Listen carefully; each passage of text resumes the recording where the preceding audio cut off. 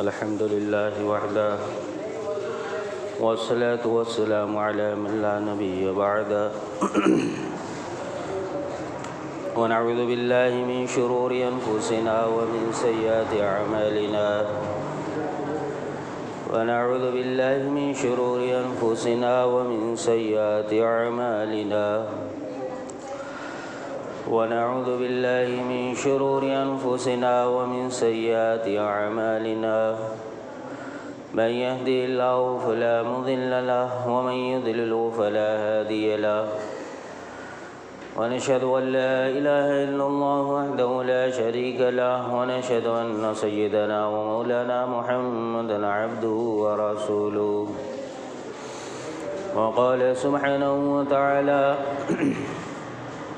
كنتم خير أمة أخرجت للناس تأمرون بالمعروف وتنحون عن المنكر وتؤمنون بالله وقال سبحانه وتعالى إن الله وملائكته يصلون على النبي يا أيها الذين آمنوا صلوا عليه وسلموا تسليما اللهم صل على محمد وعلى آل محمد كما صليت على إبراهيم وعلى آل إبراهيم إنك حميد مجيد اللهم بارك على محمد وعلى آل محمد كما باركت على إبراهيم وعلى آل إبراهيم إنك حميد مجيد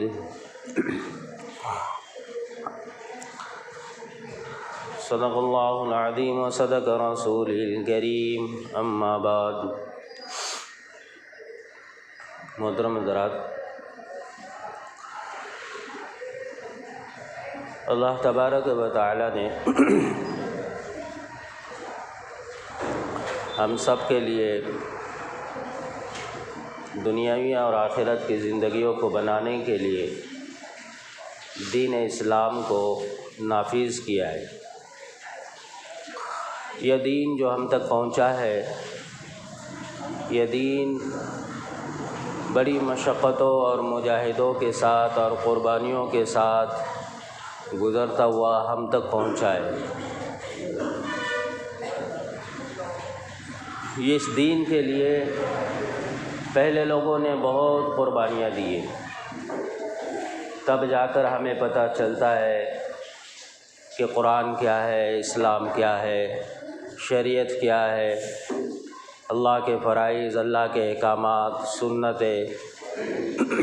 اس کا پتہ ہمیں ایسے ہی نہیں چل رہا ہے، بلکہ یہ دین پہلے والوں نے اپنے جان کی، اپنے مال کی، اپنے خاندان کی، اپنے وطن کی قربانیاں دی، تب جا کر یہ دین باقی رہا، محفوظ رہا۔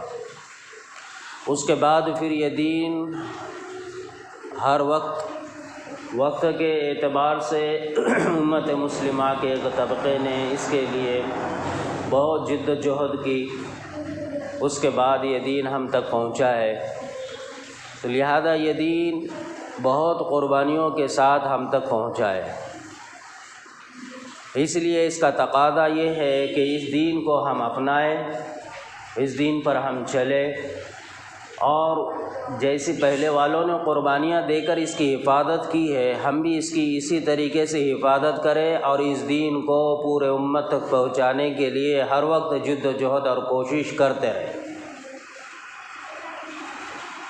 دین صرف اپنے ذات سے عمل کرنے کا نام نہیں ہے، بلکہ دین اپنے زندگیوں میں لے کر دوسروں تک پہنچانے کو اور دوسروں تک اس کو پہنچا کر امت کو اس پر کھڑا کرنا، یہ ہماری ذمہ داری ہے۔ چاہے اس کے لیے پھر ہمیں اپنے جان کے لیے قربانی دینا پڑے، مال کی قربانی دینا پڑے، وقت کی قربانی دینا پڑے، یا جس شعبے میں ہم رہتے ہیں اس کے اندر اپنے لیے وقت نکالنا مشکل ہو، اس میں اس کی قربانی دینا پڑے، تو یہ ہمارے لیے کر گزرنے کا وقت ہے، یہ قربانیاں دینے کا وقت ہے۔ اگر ہم نے قربانیاں نہیں دی تو پھر آگے آنے والی نسلوں تک یہ دین نہیں پہنچے گا، کیونکہ اب نبیوں کا سلسلہ اللہ نے بند کر دیا ہے۔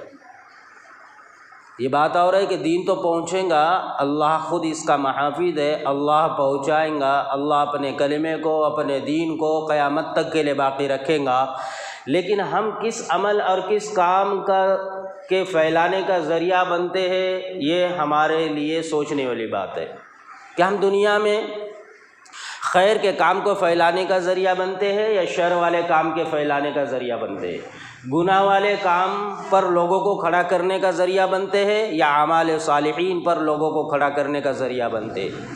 خوش نصیب ہے وہ بندہ جس کی جان بھی، جس کا مال بھی، جس کا وقت بھی اس دین پر لگ رہا ہے، اور بد نصیب ہے وہ بندہ نامی اعتبار سے مسلمان ہونے کے، وہ بندے کا جان، مال، گناہ، فحش، بے حیائی اور برائی، رسم رواجات اور خرافات اور بدعات پر اس کا یہ سب کچھ خرچ ہو رہا ہے اور یہ اسی پر اپنے آپ کو چلا رہا ہے۔ موت تو بہرحال ہر انسان کو آنی ہے اور ہر انسان کو اس دنیا سے جانا ہے۔ جب انسان اس دنیا سے جائے گا تو پہلے اس کے زندگی میں کیے ہوئے اعمال کا حساب لیا جائے گا۔ اگر اس کے زندگی میں اعمال صالحین ہے تو آخرت کی زندگی کامیاب، اگر اس کے زندگی میں برائیاں ہے، بدفعلیاں ہے، گناہ والے کام ہے، فحش بے حیائی ہے، تو اس کی زندگی آخرت کے اعتبار سے ناکامیاب۔ موت اٹھل ہے، حق ہے، آنے والی ہے، یہ طے شدہ ہے۔ زندگی ختم ہونے والی ہے، زندگی ہر ایک کی فنا ہے، یہ طے شدہ ہے۔ ہم فنا والی زندگی پر جد و جہد میں لگے ہوئے ہیں، اٹل اور حقیقت والی جو زندگی ہے، جو موت ہے، موت کے بعد کی زندگی ہے، ہم اس سے بے خبر ہے، اس سے بے خبر ہے۔ اس لیے اس دنیا میں رہتے ہوئے ہمیں چاہیے کہ ہم سنتوں پر کھڑے ہو جائیں، ہم اعمال صالحین فرائضات پر کھڑا ہو جائے، نمازوں پر کھڑا ہو جائے، نبی علیہ السلام کے طرز پر اپنی زندگیوں کو لے کر چلے، ہم قرآن سے قریب ہو جائے، ہم قرآن کو پڑھنے والے بن جائے، روزانہ قرآن کو پڑھنے کا ہمارا معمول بنے، روزانہ فرائض نماز کا اہتمام ہم سے ہو۔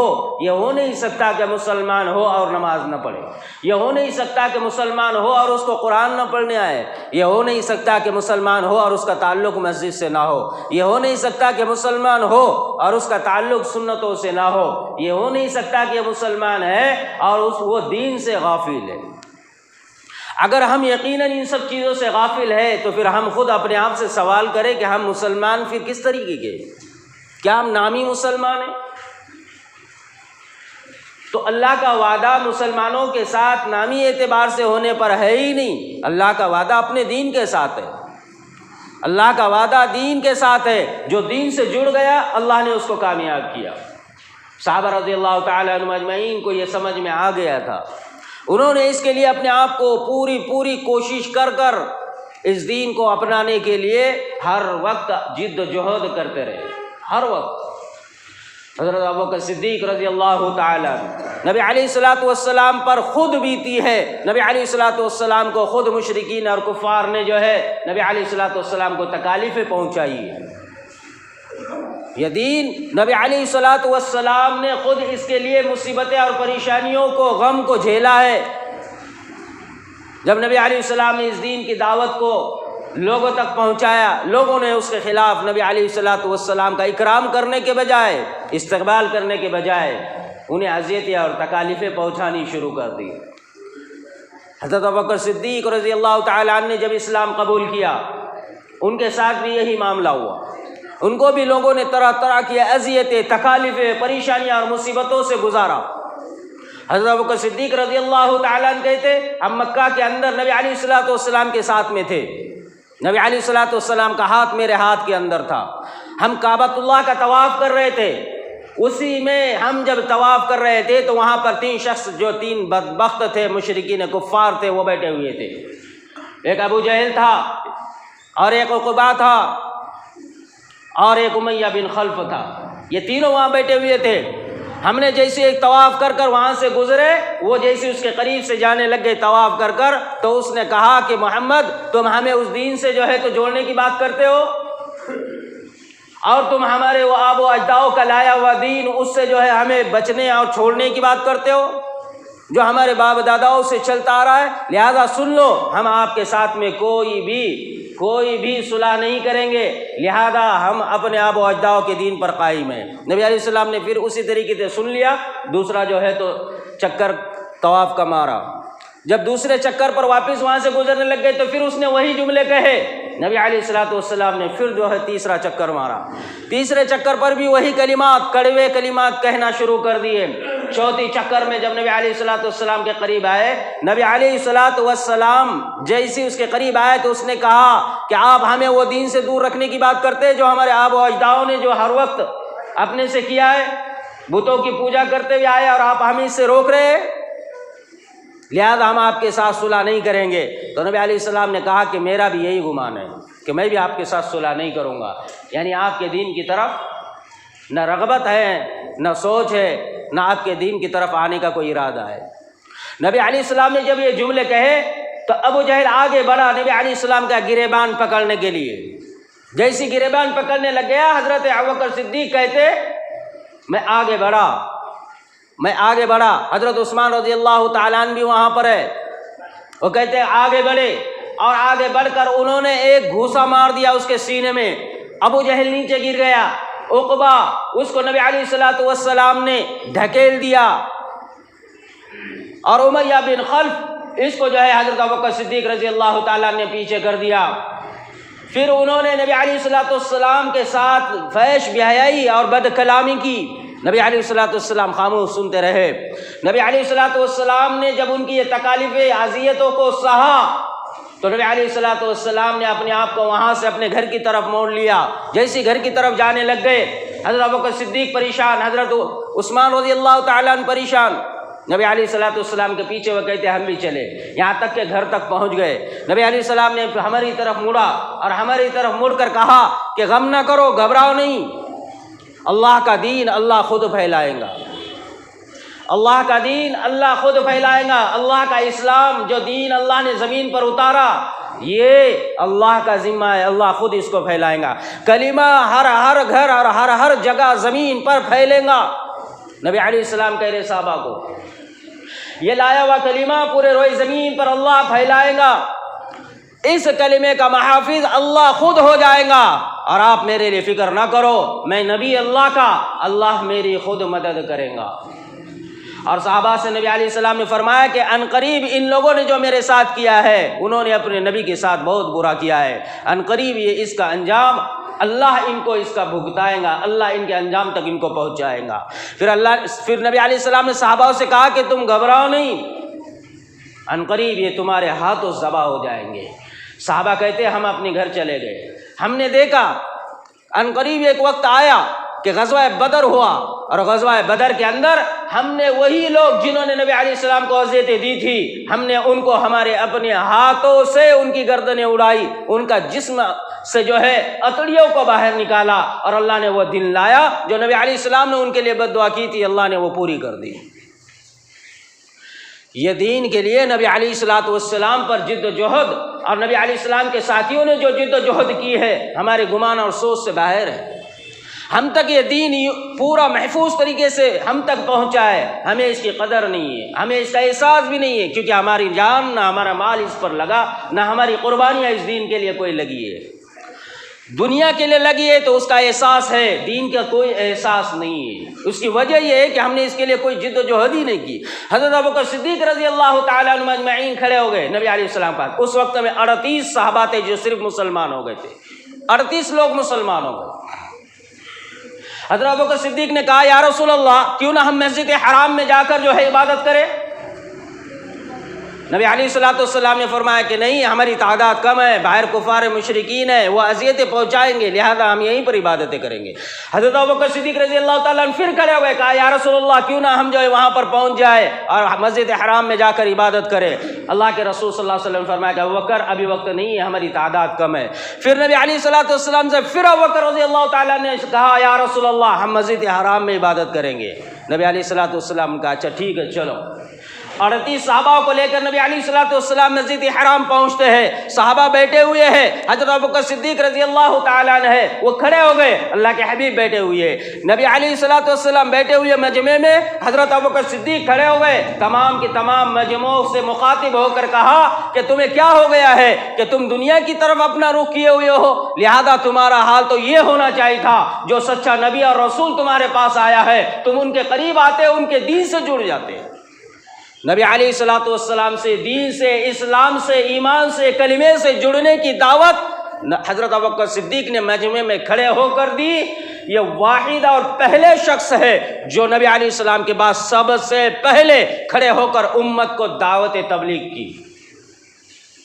حضرت ابوبکر صدیق نے جب یہ کہا, لوگوں کو دعوت دی, کفار مشرکین کو پتہ چلا, وہ دوڑتے ہوئے آئے. حضرت ابوبکر صدیق اور تمام کی تمام جو لوگ تھے اسلام لائے ہوئے 38 صحابہ, ان کے اوپر ٹوٹ پڑے. ہر ایک کو کفار مشرکین نے پکڑا اور اتنی اذیتیں پہنچائی, اتنی تکالیف پہنچائی, اتنا مارا, اتنا پیٹا کہ یہاں سے وہاں تک صحابہ رضی اللہ تعالیٰ عنہ پریشان حال, جسموں سے خون بہہ رہا ہے. حضرت ابوبکر صدیق رضی اللہ تعالیٰ عنہ پر کفار مشرکین ٹوٹ پڑے. حضرت ابوبکر صدیق کو جو پکڑا اور مارا, عقبہ نے آگے بڑھ کر اپنا جوتا نکالا اور اپنے جوتے سے حضرت ابوبکر صدیق رضی اللہ تعالیٰ عنہ پر جو ہے تو سزا اور وار کیے, ضرب لگائی. یہاں تک کہ صرف جسم کو نہیں بلکہ چہرے کو وہ جوتے سے ایسی ضرب لگائی جو جوتے کے نیچے ڈبل تلا لگا ہوا تھا, جاڑا تلوا اس کا ڈبل لگا ہوا تلا تھا, اس سے جو ہے عقبہ نے حضرت ابوبکر صدیق رضی اللہ تعالیٰ عنہ کو, ابو جہل نے حضرت ابوبکر صدیق رضی اللہ تعالیٰ عنہ کو مارا. جب حضرت ابوبکر صدیق رضی اللہ تعالیٰ عنہ کے جو ہے خون بہنے شروع ہو گئے, آنکھ بند ہو گئی, ہاتھ پاؤں ہلنا بند ہو گئے, بے ہوشی کے عالم میں حضرت ابوبکر صدیق رضی اللہ تعالیٰ عنہ زمین پر گرے. تب بھی ان مشرکوں نے اور ظالموں نے رحم نہیں کیا بلکہ کہا کہ تم دین سے مکر جاؤ. اتنے میں بنو تمیم جو حضرت ابوبکر صدیق کے قبیلے کے لوگ تھے, وہ وہاں پر مکہ کے اندر آئے تو جب دیکھا انہوں نے کہ یہ لوگ حضرت ابوبکر صدیق کو مار رہے ہیں, یہ دوڑتے ہوئے وہاں پہنچے. جیسی وہاں پہنچے, یہ کفار مشرکین نے دیکھا کہ حضرت ابوبکر کے قبیلے کے, بنو تمیم کے قبیلے کے کچھ لوگ آئے ہوئے ہیں, لہذا انہوں نے حضرت ابوبکر صدیق کو اس وقت چھوڑ دیا. جیسے حضرت ابوبکر صدیق کو چھوڑ دیا, یہ پیچھے ہو گئے.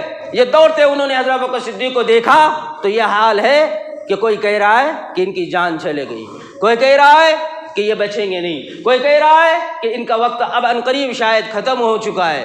یہ بنو تمیم کے لوگوں نے چادر بچھائی, حضرت ابوبکر صدیق کو اس کے اوپر لٹایا اور جو ہے چاروں طرف سے پکڑ کر دوڑتے ہوئے انہیں اپنے گھر اور اپنے قبیلہ لے کر گئے. جیسے قبیلے اور اپنے گھر تک پہنچے, حضرت ابوبکر صدیق کا جو حال انہوں نے دیکھا ان سے رہا نہ گیا. وہ دوڑتے ہوئے مسجد حرام میں آئے اور آ کر ان سے کہا کہ عقبہ سن لے, اگر ابوبکر کو ذرا برابر بھی اگر کوئی نقصان ہوتا یا اگر ان کی جان چلے گئی, ہم سب قسم کھاتے ہیں کہ عقبہ کو ہم قتل کر دیں گے.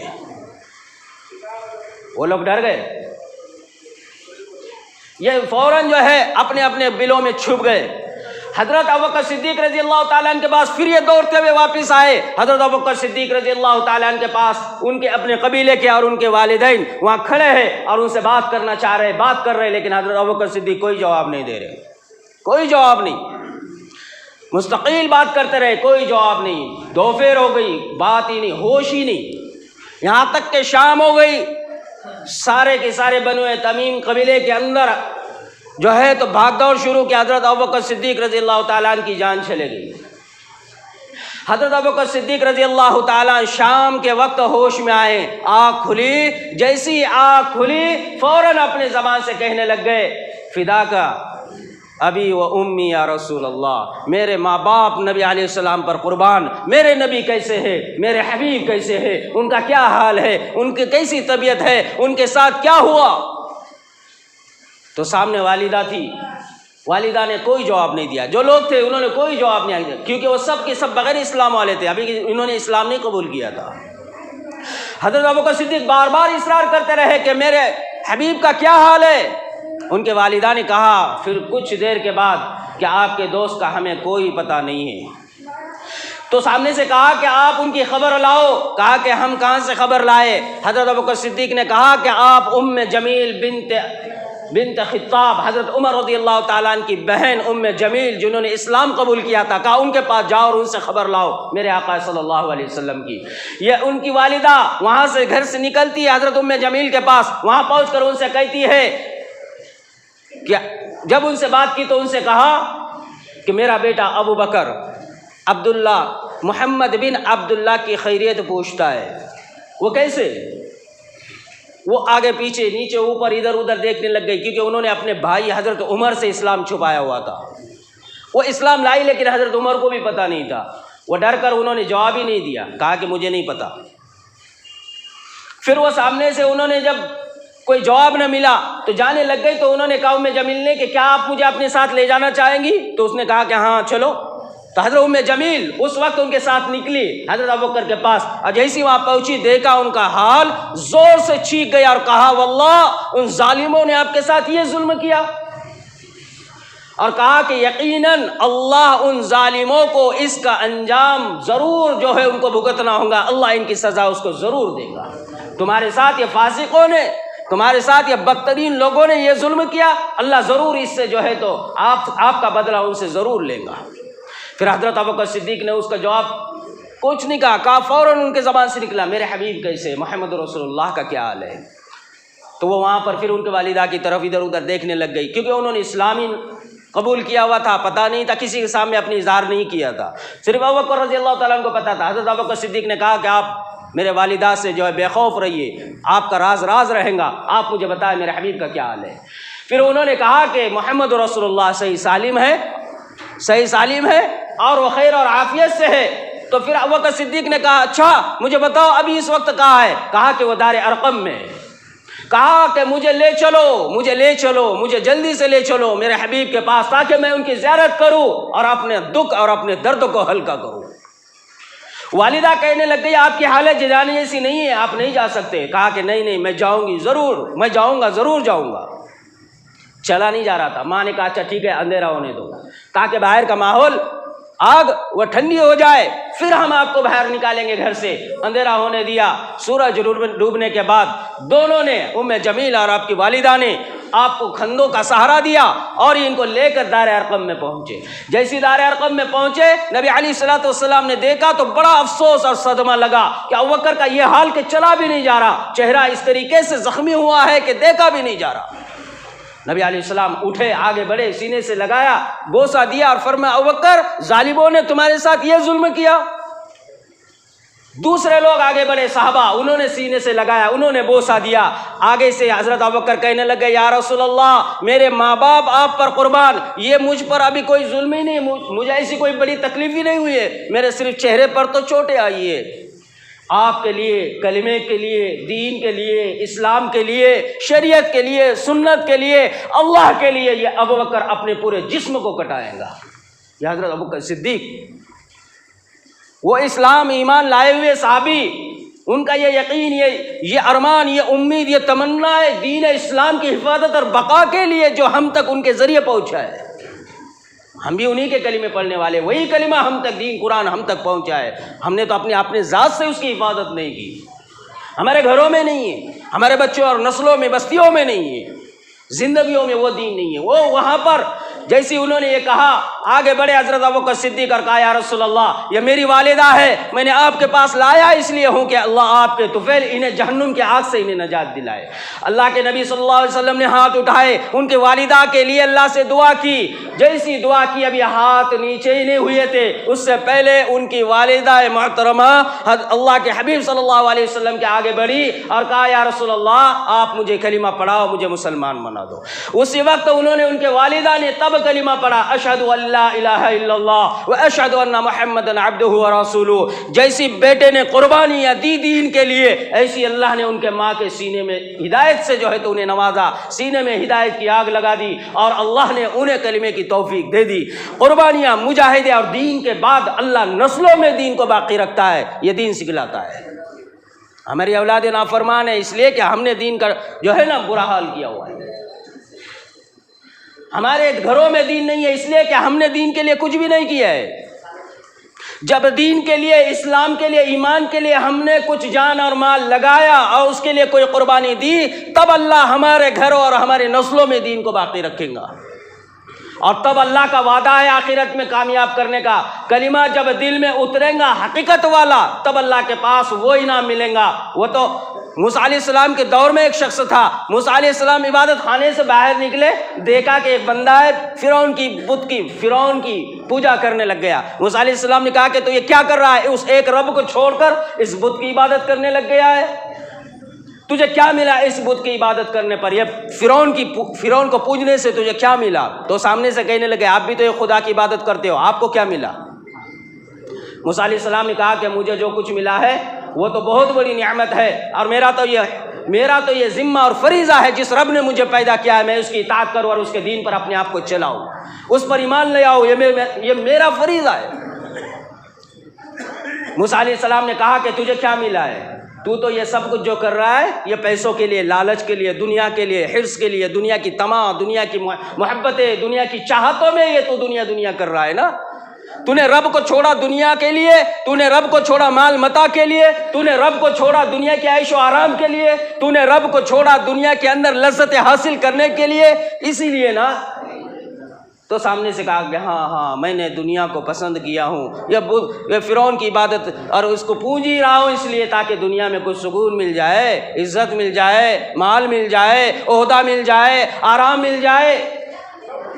یہ دنیا دار کی چاہت یہ ہوتی ہے کہ وہ رب کو چھوڑے تاکہ دنیا ملے۔ موسیٰ علیہ السلام نے کہا اچھا میں تجھے خبر سناؤں، اگر تو اس رب پر ایمان لے آتا ہے تو میں تیرے گھر کے اندر ایک خزانہ ہے، میں اس کو تجھے بتلاؤں کہ وہ خزانہ تیرا ہو جائے، تو اس رب پر ایمان لے آئے، یہ دنیا سے تعلق توڑ، موت آنی ہے، دنیا چھوٹنی ہے، جب تک زندہ رہیں گا تیرے گھر کا خزانہ تجھے پالے گا، تو ایمان لیا میں تجھے وہ جگہ بتاؤں گا۔ اس نے فوراً کہا کہ اچھا ٹھیک ہے، اس کے دل میں بات اتری، اس کا ذہن بنایا، بات اتری۔ پھر انہوں نے کہا کہ ٹھیک ہے میں کلمہ پڑھتا ہوں، مجھے اسلام دین سکھلاؤ۔ اس نے کلمہ پڑھا، لا الہ الا اللہ موسیٰ کلیم اللہ۔ جیسے اس نے اسلام میں اپنے آپ کو داخل کیا، فرعون کو پتہ چلا، فرعون کو جیسے پتہ چلا اس نے اس کو جو ہے تو پکڑ کر گرفتار کر لانے کا آرڈر دیا، پکڑ کر لایا گیا زنجیروں سے جکڑ کر، اور کہا کہ اب اس کو سزا دو۔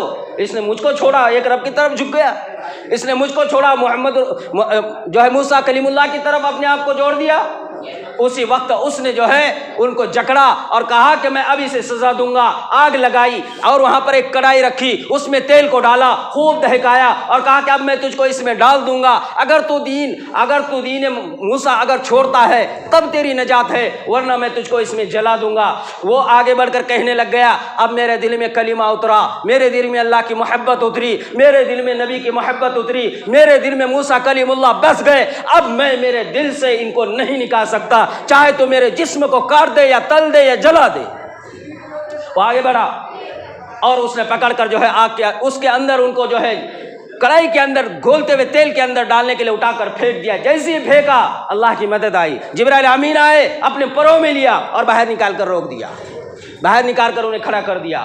اس نے پھر دوبارہ پھینکنے کا حکم دیا، 3 مرتبہ یہ ہوا، انہوں نے آگ میں ڈالا، تیل میں ڈالا اور سامنے سے وہ صحیح سالم اس سے جو ہے دور کھڑے ہوئے نظر آنے لگ گئے، اور یہ اپنے آنکھوں سے جبرائیل کو دیکھنے لگ گئے، اور موسیٰ کلیم اللہ وہاں کھڑے ہوئے موسیٰ کلیم اللہ کو بھی دیکھنے لگ گئے۔ موسیٰ کلیم اللہ نے کہا تم نے جس رب سے ساتھ اپنا رشتہ جوڑا ہے وہ رب تمہیں دنیا میں بھی پریشان نہیں دیکھنا چاہتا، تم نے جس رب کو چنا ہے وہ رب بہت بڑی طاقتور اور قدرت والا ہے، تم نے جس کا کلمہ پڑھا ہے وہ کلمہ اتنا قوی اور طاقتور ہے، تمہارا نسبت تمہارا تعلق اس سے جڑ گیا، اس نے دنیا میں تمہیں مصیبت اور آگ سے محفوظ کرنے کا ذمہ لے لیا۔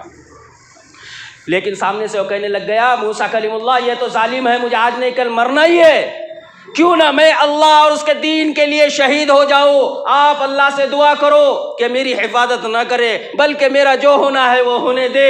اس وقت موسیٰ کلیم اللہ نے اللہ سے کہا ہے اللہ یہ تیرے دین کے لیے شہید ہونا چاہتا ہے، اللہ تو اس کے حق میں اچھا فیصلہ کر۔ اللہ نے جبرائیل کو بلا لیا، پھر یہ ظالموں نے اٹھایا اس کو آگ کے اس کو تلتے ہوئے تیل کے اندر ڈھکیل دیا، ڈال دیا، جیسے اندر گر گیا کچھ ہی لمحوں میں شہید ہو گیا۔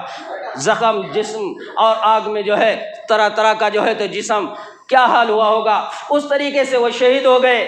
سامنے سے آواز آئی اللہ کی، حضرت موسیٰ علیہ السلام کو کہا، موسیٰ علیہ السلام کو اللہ نے کہ موسیٰ، یہ بندہ جس نے دنیا کو ترجیح نہیں دی، دین کو، اور تمہیں ترجیح دی، ہم رب یہ کہتے ہیں کہ ہم نے اس کے لیے جنت کو سجایا اور جنت کو کھولا، لہذا اس کے استقبال کے لیے جنت کی تمام حوریں باہر کھڑی ہوئی ہے۔ یہ مقام تب ملتا ہے جب دین کے لیے کچھ لگتا ہے، دین کے لیے کچھ جان اور مال کا خرچ ہوتا ہے۔ تو میرے بھائیوں، ہماری اپنی زندگی بھی مقصد دین کے لیے ہو، دنیا کے لیے نہ ہو۔ اس لیے میرے بھائیوں، اللہ سے دعا ہے اللہ پاک ہمیں ہماری جان اور مال اپنے راستے میں لگانے کی توفیق دے۔ اللہ پاک بستیوں میں دین کے کام کرنے کی اللہ ہمیں توفیق دے۔ اللہ دنیا کے کام کے ساتھ دین کا کام بھی ہم سے تھوڑا بہت لے، قرآن اور نماز اور فرائض سے اللہ میں جڑنے کی توفیق عطا فرمائے۔ وآخر دعوانا الحمدللہ رب العالمین۔ کھڑے ہو جاؤ، آگے دیکھو، بڑھو، آگے بڑھو۔ استغفر اللہ۔